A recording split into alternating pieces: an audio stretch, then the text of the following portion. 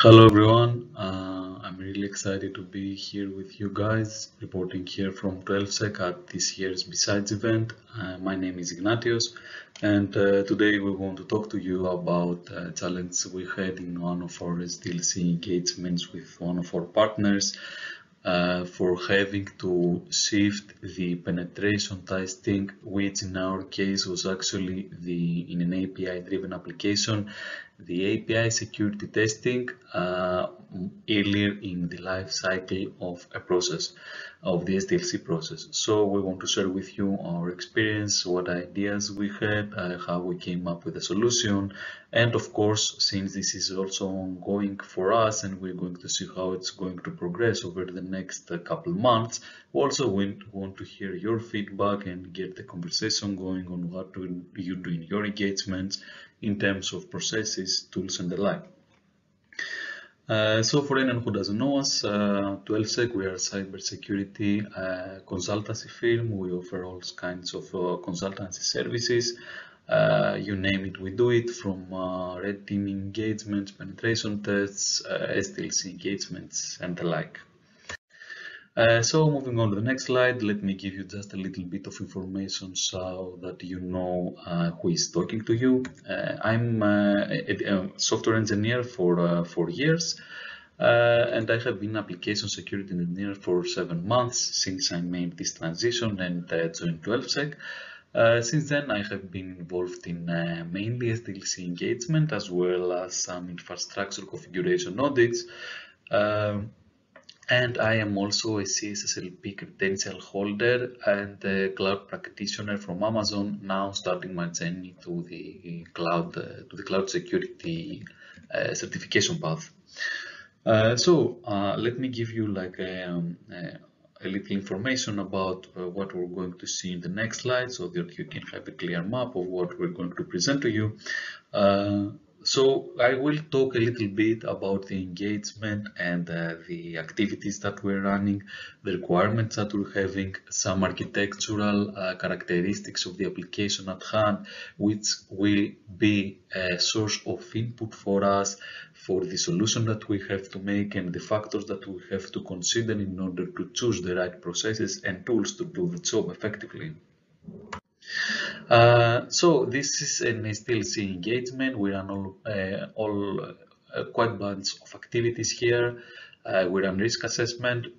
Well, risk assessment not exactly in the phase of an agile sprint, like in a 2-week sprint where we run it every time, but more like an inception-like report. But it always comes handy because you need to go back to this report to refer the general risk overview or policies or classifications in terms of confidentiality, integrity, and availability of the data that your system processes. And it also relates to the prioritization of the cases that you want to implement in a test suite so that you can have the most measurable outcome in the most the return of investment on the test cases you do in your security automation, as well as other activities, of course. We do requirements analysis. This is a sprint-based activity when we we define security requirements, of course, in addition to the requirements we have, and if they are not needed, specific security requirements related to the business cases at hand. And of course, these requirements will also relate to how we will define our test cases, of course, with other requirements we're going to show in the next slide, which will be our general application security requirements framework. Then we have here the architecture review. We exclusively do SVS on this. We run L3 for critical applications, and we do also threat modeling using an automated tool called Tirius Risk. Not automated in a sense that you don't have to do anything, but automated in a way that it's not like in a Word document where you have like hundreds of pages where you have to do your threat model, and it can get really messy and huge quite fast. But it can offer like a good view of your risk status generate controls based on a specification that you provide. And this, of course, is the main source for us in regards to the business logic as an attack surface, which we want to cover in our security automation suite. Then we have source code review. We do this manually, sometimes not so often.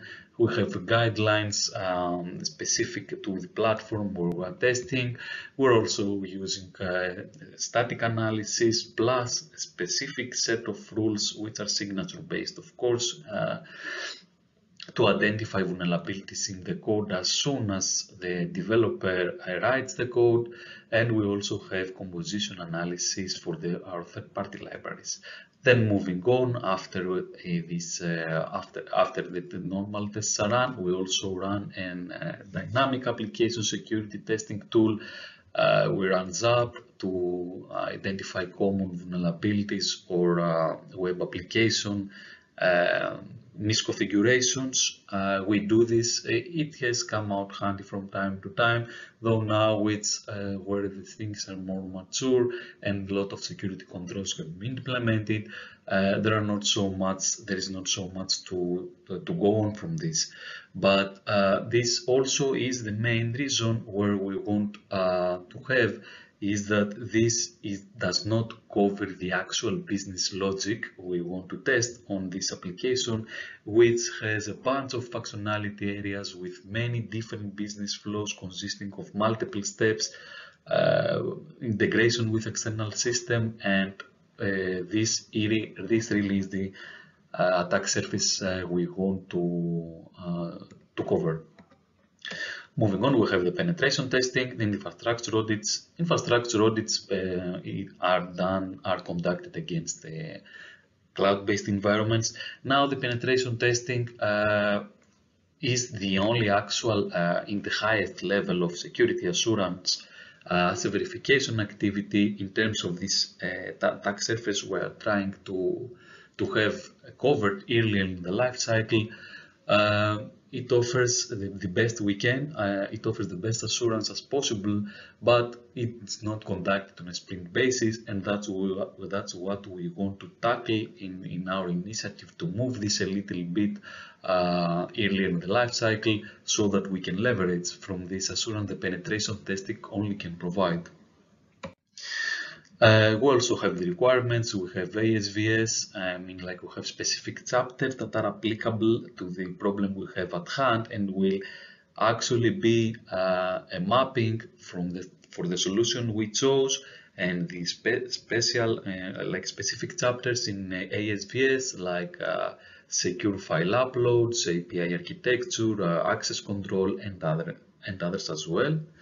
We also have some, regarding some, we have the goal of this initiative we took with security automation to reach maturity level 3, which actually mandates to have integrated security testing as part of your pipeline.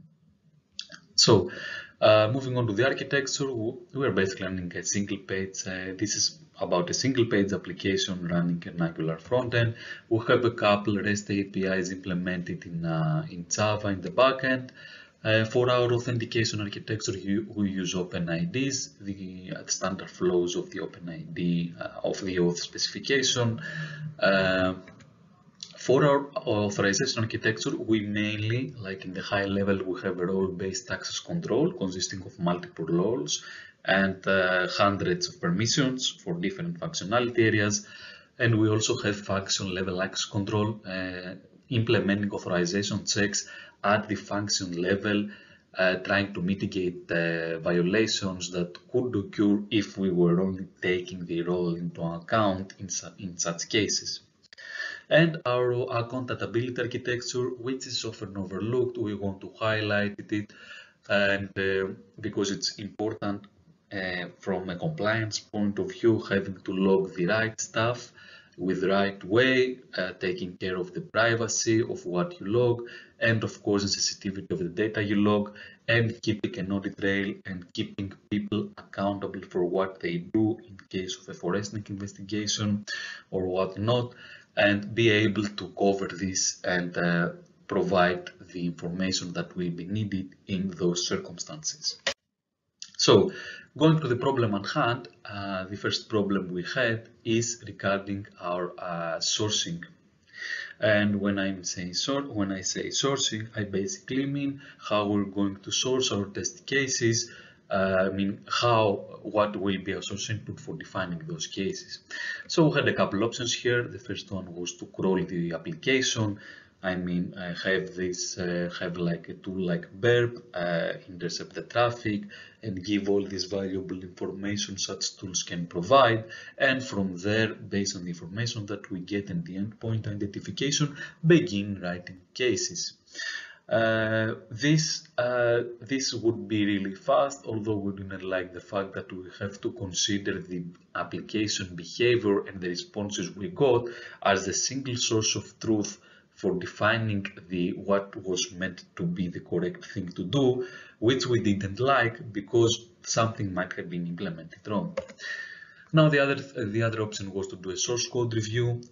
We could do like a regular expression on the source code because we have access to the source code, identify all endpoints, and from there reading with the code, which would take significant resources, of course, but it would be a more wide-based approach to do this and have like a really good coverage, but it would also miss the documentation and misses the opportunity to leverage all previous activities done in the life cycle so that we can have them all, we can have like cases directly derived and collaboratively decided between security, architecture, as well as business analysts from the client side.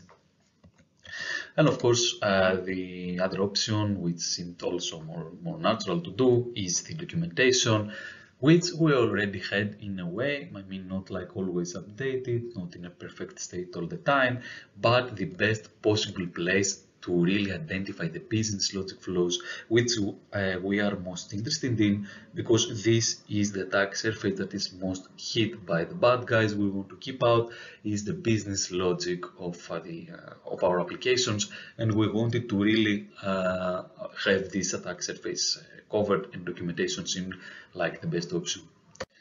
So the solution to that was to create an access control matrix.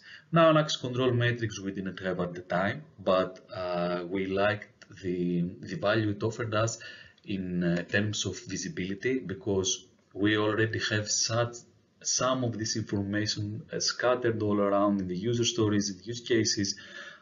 We had like some authorization permissions in where they were applicable in some user stories, but now what we have is a single Confluence page. Well, it could be in other formats as well, but the most important thing is that we have a single source of truth regarding the authorization schema of the application as a whole that could be also be used as a basis to also engage developers and architecture team, ideally to review, to keep this on track, to have this on their sprints or their definition of done or their workflow, and have these actions implemented there, even from the analysis or from or leverage those actions in the test cases, as I will show you in a minute on how we do those cross-reference. So this cross-reference is actually having to being able to track what the test cases are and where they come from, so that when you go maintain this test suite of security APIs, you know that this test relates to this functionality and you can check what exactly lies beneath, right? And this, of course, has to do with business logic, which is our primary focus here, and we want to identify those flows, and this will help us do it more effectively. Now, the second problem we had is how we want to structure our tests. Of course, one very a natural way to go is to go using the endpoint paths. Now, the endpoint paths, I mean, it is quite what it sounds like having the URL in sub-resource way for URLs included in an endpoint, and then structuring your tests based on that, which would achieve a good amount of coverage, I guess, but it lacked the security side focused of things because we wanted our structure to be specified so that it can help the tester or the developer who is writing a test to think about those key areas that we want to have security-wise covered. So the other option was to go with specification, and of course the solution was to use the OS project API security, which has insufficient categorization, it's community-based, and it's open source. And I mean, it pretty much does what we like. And of course, the thing is that there is no other non-structured alternative as well. But regardless, it is what it is, and it does what we want, and really gives you like the basic backbone of mindset to write test cases upon for modern API-driven applications, right? So the next problem, what tool are we going to use? Here we really care about CI integration capabilities, we care about what APIs we support, and of course we care about the learning curve the developers would have to familiarize in an ideal scenario where they also engage in this actively and make this part of their sprints. And we also want to make this more easy to them to choose a tool that will be familiar as well to them. Solution is Postman. Postman accomplishes exactly that because developers already use it in ad hoc purpose, not like security focused testing, but they choose to test their APIs in some way or another. We have dedicated documentation sections which we really like and we highly leverage to both refer to our access control metrics so that we can have this tracking that I talked about before, but also to include our test data which the specific test case refers to. We also have flow support, and this is about what we were talking before actually on the business logic identifications and transaction-based flows, which we highly want to cover, and we cover only on the manual penetration tests on big milestones, but now we want them covered as soon as possible. Now, Postman has seamless integration with Jenkins, not like in form of plugin. Jenkins is a continuous integration server we use, and we can use it as a build step, have ready to use Docker image step. Now, the other problem we had is how we're going to track our data.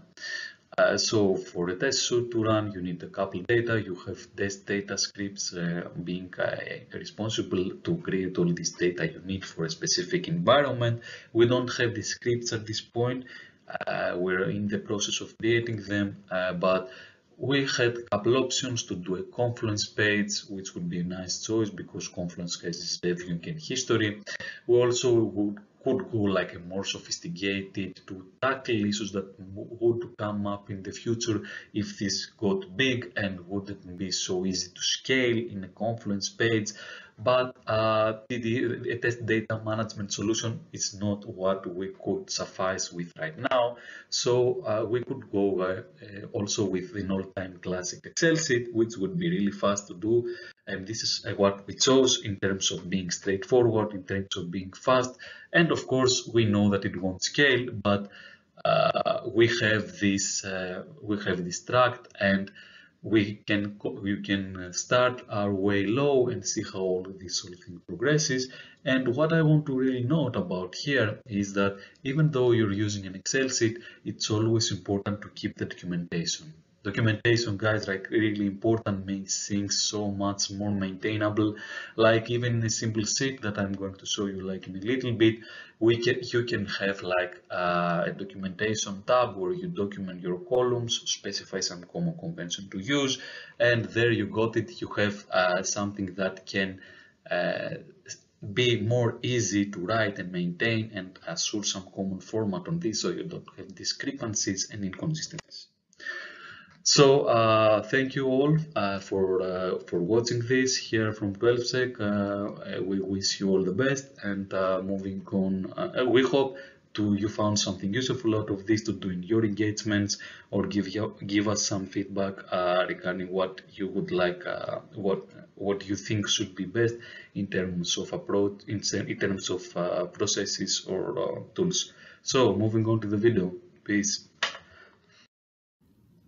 So hello again everyone, moving on to the video. Unfortunately, we had some problems setting up the environment that we have configured Jenkins to run our test suite on. Alternatively, we're going to run the test suite on one of our dedicated environments for verification purposes that we hold in our premises. But still, I'm going to be able to show you a lot of the stuff that we discussed on during the conversation regarding Postman and its features and how we leverage all the cross-referencing and the like. So, as you can see here in the collection, we have the collection structured as per the specification of OWASP REST API security, which mainly is security focused and highlights the key areas that we would like to test as part of our security API testing suite. Next, we have the documentation section where we outline basic stuff regarding how we write and maintain our test cases, as well as some information on the references we have on test cases themselves. As you can see specifically here, we have the associated action from which is actually the identifier of the action in the action control matrix, as I'm about to show you in a few seconds, and the identifier from the test data that are needed to run this specific test case. So as you can see, the identifier here is C68. We can see the respective action here and the URL that is going to link to the analysis for this specific action, outlining the requirements and all the business logic scenarios that we highly want to test, and that way give the tester or developer that's writing the case or maintaining it a very good idea on what this case is about. So moving on, you can see here the test data. Test data was simply, as we said, tracking in the test here, just having this test data and tracking them and having some documentation on how these columns are used, and some common conventions on using in this sheet. Moving on to the Postman, I want to show you some features that might come handy for various use cases. For example, flows, which is a very good feature of Postman that can chain multiple HTTP requests, but also can do whatever else you can imagine pretty much, because it can go like from logical testing to XPath evaluations, encodings, decodings, parsing of various output that can occur, and also another very interesting that we find about is the delays. Delays can be used, like for example in our case where we have external system integration and we must wait for some time interval before we invoke an endpoint. We're going to use delays for these transaction-based complex flows. And then again we have the environment variables. Environment variables we can use to share and not use the same data all the time in the test cases as we do in our base URL environment variable here, but also as I'm about to show you in the Jenkins configuration, we're going to use the environment variable argument to the container of Newman we're going to set up to pass this variable at the runtime container where this suite is going to run. These variables are also can also be defined as secret. As you can see here, you can select the type. This way we can mask it to prevent any information disclosure. One other interesting feature of Postman is the attachments, because you're gonna have like some multi-part requests, of course, which is going to include upload and attachments to test the upload endpoints. Postman, through the settings, gives us the capability to define a directory. Now, don't mind my own, this is an absolute directory to my machine, but Postman gives you the possibility to define a directory where it can be referenced by multiple machines, so that you don't have file resolution errors. I will also show you how the outcome from the actual test shoot running in Postman is going to look like, and I also want to highlight like specific methods that you can use so that you can have like more clarity in what your test actually tries to verify. Of course, going also to be covered in more depth in the reference to the access control matrix itself. Now moving on to Jenkins, as you can see here, we have some basic configuration ready, or we pull the Newman container ready to use Docker image. We specify the directory we want to have inside the container, specify the collection to fetch from a GitHub repo we have in the previous step. Also, this is environment variable we're passing, as I told to you before, so that we can affect the runtime behavior of the collection, and also some report outputs that may come handy in various use cases on how you want to process the output from the test cases. So this is all it. Thank you very much for watching this, and please share any feedback you might have or any questions. Thank you again.